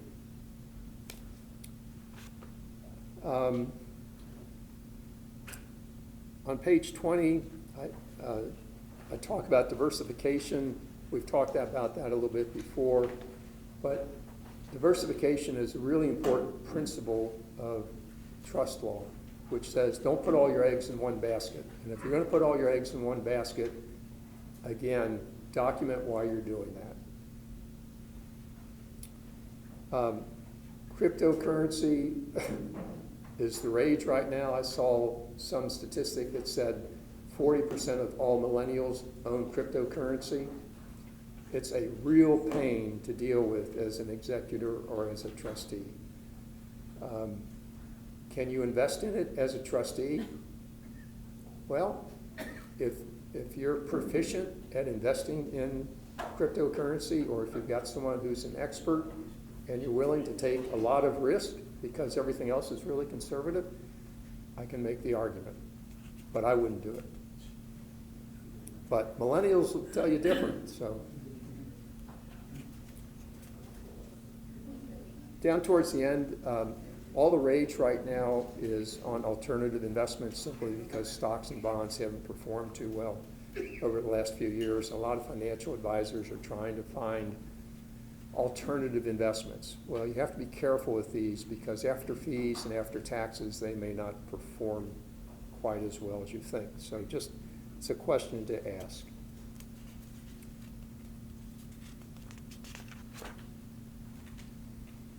So the middle of the next page, 21, I talk about hiring agents. I think the important thing is that, again, you interview them, you understand what they're going to do, their fees should be reasonable, and you should periodically review what they're doing for you. At the top of page 22, this is really, really, really important. I'm talking about the Corporate Disclosure Act. Earlier, I said that a lot of my trustee clients own real estate, and it just seems to be the thing in Texas that if you own real estate, you put it into an LLC. Well, starting on January 1st, 2024, if you have an LLC and you have more than a 20% interest in that LLC, subject to some minor exceptions, you have to file with FinCEN, which is kind of the money laundering overview for the United States. No exceptions. It's a simple filing. It has to be online, and basically it's your name, address, social security number, and maybe, I'm just guessing, the forms haven't come out yet, what percentage of ownership you have in the LLC. But you can't say no, and it's a $500 a day penalty. So it's serious. So the question is, do you go to the CPA or do you go to the attorney? Gary, Steve? Yes. Okay, so page 23 is just a trust securities portfolio. It's kind of a quick overview of how you might look at a trust securities portfolio, more to your question earlier. But let's go to page 24 and talk about discretionary distributions.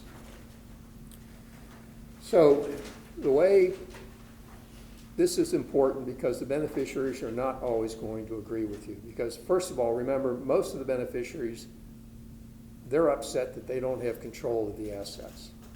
They thought they should have gotten it directly. They thought that they could handle it. And so they're not happy with having a trustee. Now, that's not always true. I've had maybe, I don't know, 20% when I was in the bank world where they were thrilled to have me doing all the work. But that's not always true. So this is an area where you have to think about what you're doing. Again, it's the process. So what are the goals of the trust? Is there a side letter that tells me what this trust is for? And then when you're thinking about how you're going to address distributions, have you discussed these with the beneficiary? So maybe that's at the end of this discussion, but anyway, it's something you need to talk to the beneficiary about. You just don't send them money. So trust agreements talk about discretionary distributions. And generally that's near the front of the trust document, the first few pages. And that's going to set some standards. And it's going to say something like health, education, maintenance, and support. That's a very basic standard that you see a lot. But then it's going to be modified, and we talk about that on the next page. Now, that's kind of the standard trust document. Some trust documents, if they say health, education, maintenance, and support in accordance with their standard of living is probably going to be defined on the very end of the trust somewhere. Or there might be other clauses that talk about distributions that are at the end of the trust. So you just don't look at that very first paragraph that talks about distributions. You have to read the whole trust document and see whether there is further descriptions later on. Now, step 3, you might say I'm crazy. I'm really not. Best practices say you should document all distributions. Well, you have to be reasonable. And what most trustees will do is that at the beginning of the year or near the end of the year, they'll visit with the beneficiary, talk to the beneficiary about what their needs are, what your distributions are going to be, and then you're going to make monthly or quarterly distributions to them. And so that process you should document. Now, realistically, in February, they're going to call and they say, I had to have a crown replaced and it's $3,000. And you say, fine, send me the bill, I'll pay the dentist directly. Directly, right? You can do that. You don't have to give the money to the beneficiary. They have to replace a whole new set of tires on their car. It's going to be $1,000. Okay, great. Send me the bill. I'll pay it directly. Now, that's if you don't trust your beneficiary. If you trust your beneficiary, again, it's up to you, but I think some of these routine expenses I wouldn't worry too much about if you're getting receipts and you trust your beneficiary. One thing that's really important with new beneficiaries, they think the money they get is free money. Well, in a sense it is, I guess, but they have to pay taxes on that, because if there's income in the trust, when the trust makes a distribution from a tax standpoint, that income is now taxed to the beneficiary. So if the beneficiary is getting $4,000 a month, they have to pay taxes on that, and that might be $800,000. So what I recommend to trustees is that if you have a sophisticated beneficiary and they understand estimated taxes and they understand this is going to be taxable and they have a CPA, okay, let them pay the estimated taxes. If you have a very naive, unsophisticated beneficiary, then you can pay those estimated taxes for them. But they need to know that you're doing that, right? So it's not free money, it's taxable money. Now, it depends to some extent on the investments in the trust, but by and large, it's taxable money. The just odds and ends here on the next page. If this is a long-term trust, and one of my first assignments had to do with a very large trust, multiple generations, and they're going like, okay, we've pretty much decided what the kids get. The kids were getting paid very well. And then the question became, okay, the grandkids are now 20, 21, 24. We need to start making distributions to them. I said, well, that's a good idea. You know, start small, see how they handle it.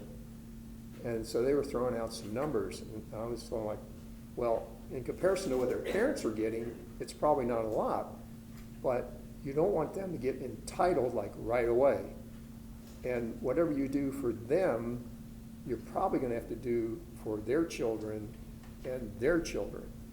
So you really have to think about this long term. So I suggested starting small, and there were probably some other things we talked about, like jobs or giving back to the community or matching their charitable contributions, and just all different other kinds of things we wrapped into that.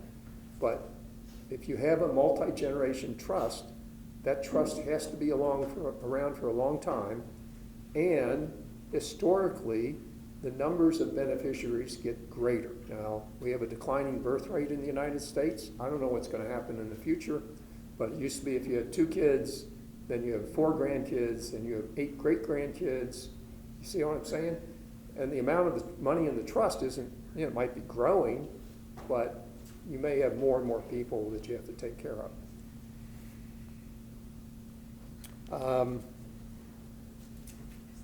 One thing that has been helpful to trustees, I talked about apps at the beginning. So go to the very last paragraph on page 25.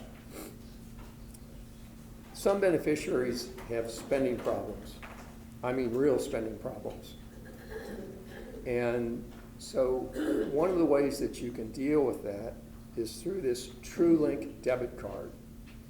So you say, I'm going to give you $3,000 a month for food and gasoline. That might be a lot, but I'm going to give you some dollar amount every month. Or let's say you're going to give them $4,000 a month, and $2,000 of that is going to be for food, gasoline, I don't know, maybe clothes. It's going to be different for everybody. You give them a TrueLink card for $2,000. It's a debit card. You fill it up every month, and then you give them $2,000 cash. That debit card controls what they spend. So if they go to a liquor store, here's what happens. You can set it up this way. They go to a liquor store to buy liquor. Well, TrueLink won't let you buy liquor if it's for food. So you, as trustee, get a text saying, beneficiary A just tried to buy liquor. Is this okay? And you can say yes, and then it'll pass the charge through, or you can say no.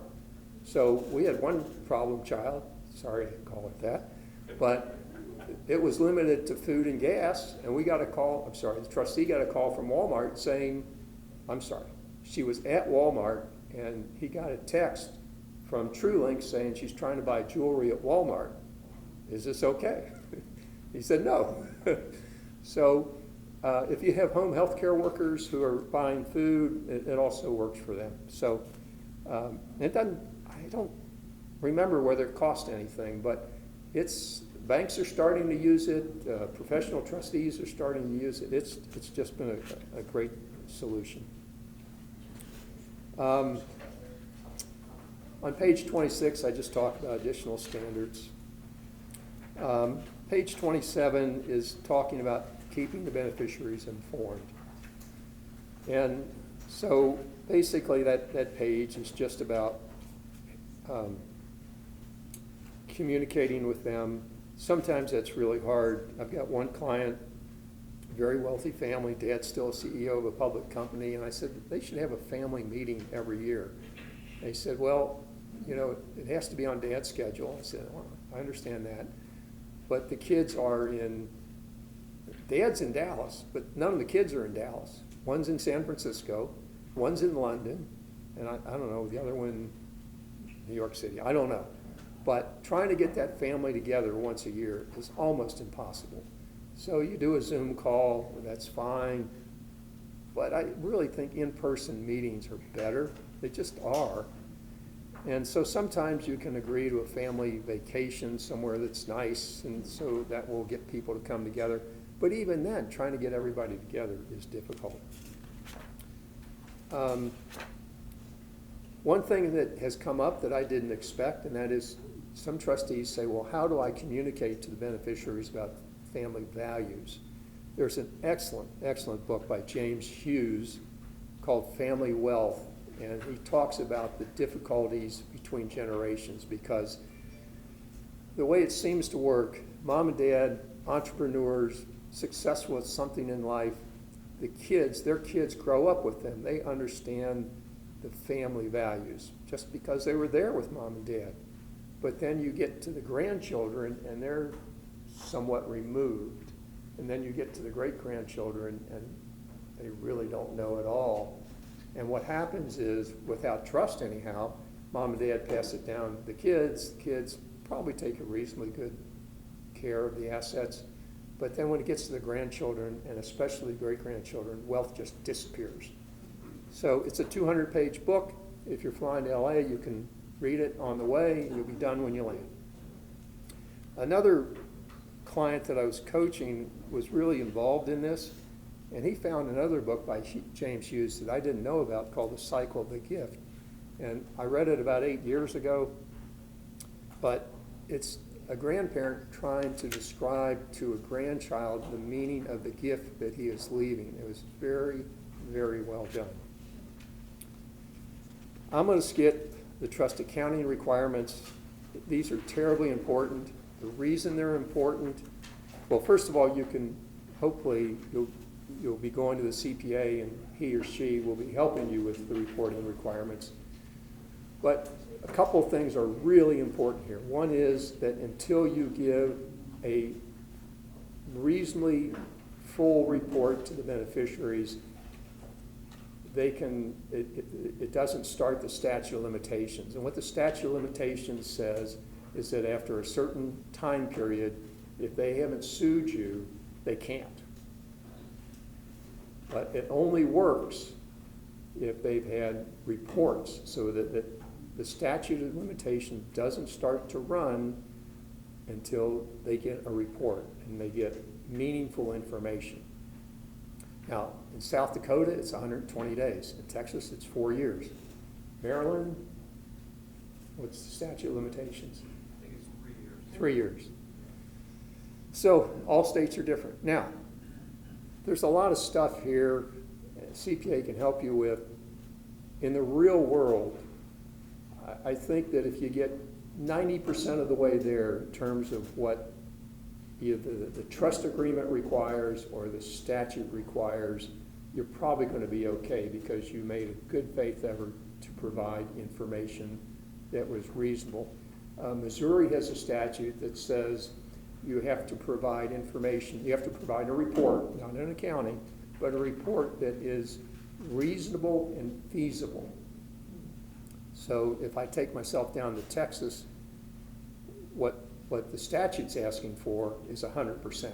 So if I get to 90% or 85%, that's probably reasonable and feasible. But you can't do, so I do a little bit of expert witness work. I was called in on this one to represent the beneficiaries, or the law firm is representing the beneficiaries. And the trustees report, if you can believe this, was taking the kid to a baseball game, pulling out an envelope and saying, here's what your trust is worth, here's what I paid you last year, here's what I'm going to pay you next year. That was the report. A lot of other things are going wrong too, but that is not meeting the statute. Now, sometimes the trust agreement will tell you what's required for a report, and oftentimes they do, but it's very general. And then sometimes you have to go to the trust code for the state, and that tells you what's required. And finally, let me just kind of wrap up page 33, trustee risk management. There are always going to be risks with being a trustee, and it's a personal liability on you. Now, you might be able to defend with trust assets. That kind of depends on the state and the type of lawsuit it is. But, you know, this is kind of like playing defense, if you will.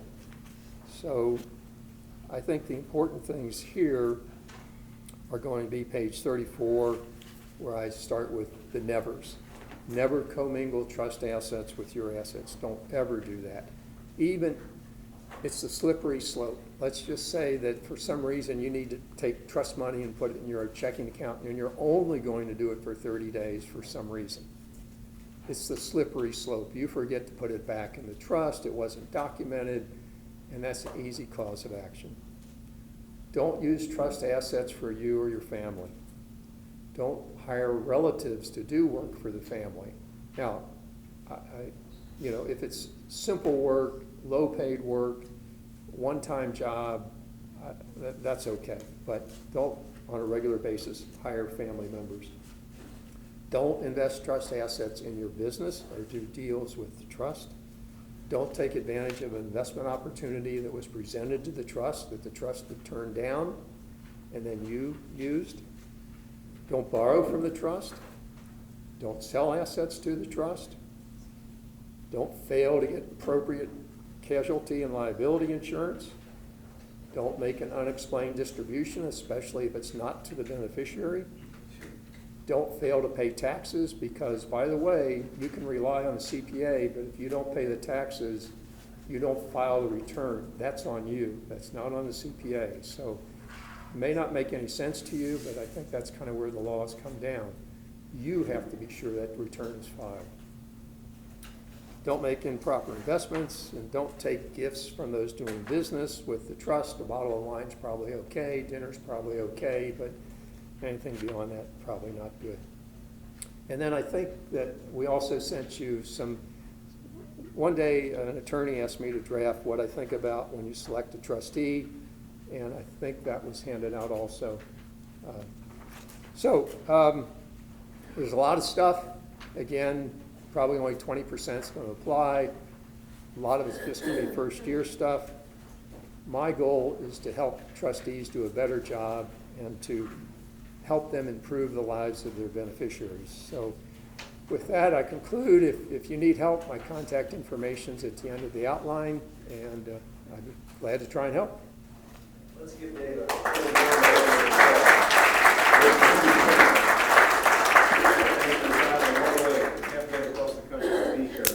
And I just want to say, in all my years of going to the Heckerling conference, and Gary may agree as well, I have never seen an outline like this. This is amazing when you really look at the substance of this outline. And so for yourselves, for your loved ones, your successor trustees, this is gold. It's a lot going on there.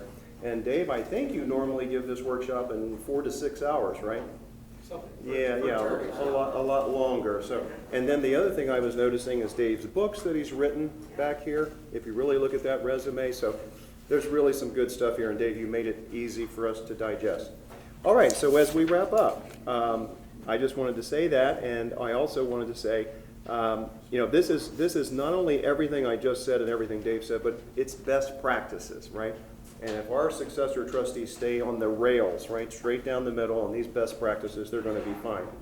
Upcoming social event, before we do the raffles, we value your feedback. So the upcoming social event this summer, we value your input. If you have something you would like to see us do for the social event, we've done wine events, we've done baseball, we've done, we tried to do theater, or we did do theater, excuse me, but we tried to do the only theater, and that didn't work yet because of COVID. Whatever's on your mind, let us know about that. And then before we have our raffle, I wanted to recognize on the break, I found out that we have combat war veterans in here. Right back here, combat pilots. If you could stand and be recognized. Thank you for your service to the country.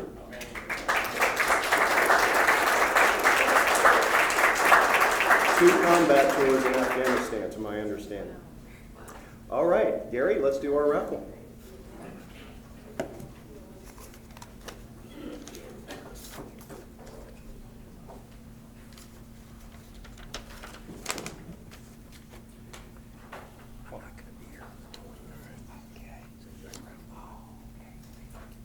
So we have this one, and we small taker. Yeah, this is, we have 2, we have 3. Okay. 3 in the baseball tickets, okay.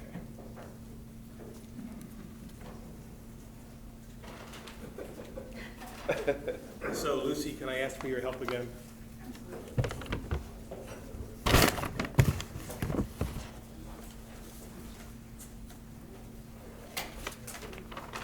All right, everybody get your tickets out. The first drawing, again, the Annapolis Symphony Orchestra for a show in 2024 at the Strathmore. I don't know if you've ever been to the Strathmore. It's in Rockville. It's a really nice theater, all right? Same thing. It's for one of 3 shows in 2024. So let me see what number we have. The last 4 numbers are 7311. 7311.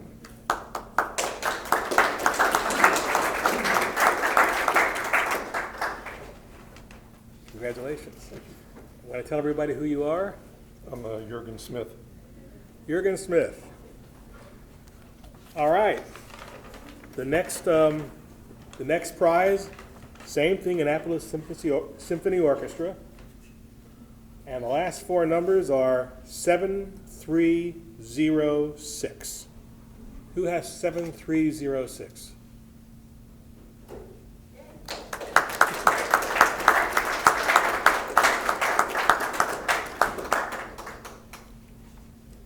At the Strathmore.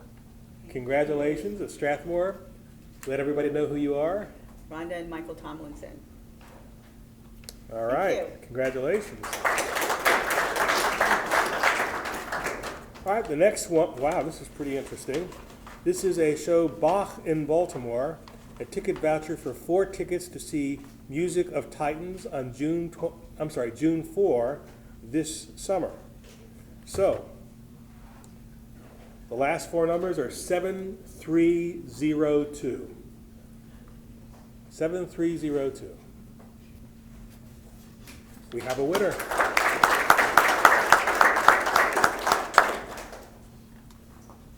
Thank you. Congratulations. And your name is? Edward Kinsinger.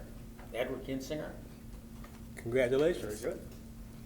And Gary, JR was very generous and said he can't attend the Rhapsody in Blue. So this is up for grabs. All right, so let's do another drawing. The last four numbers are 7309. 7309.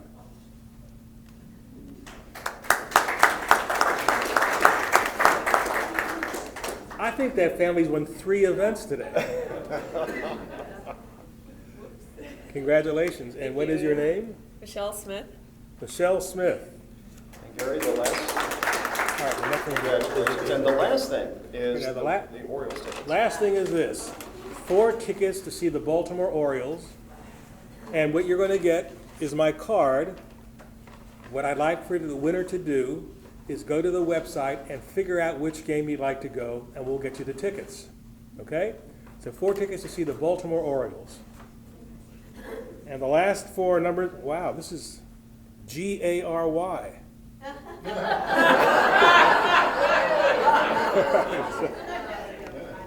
7305.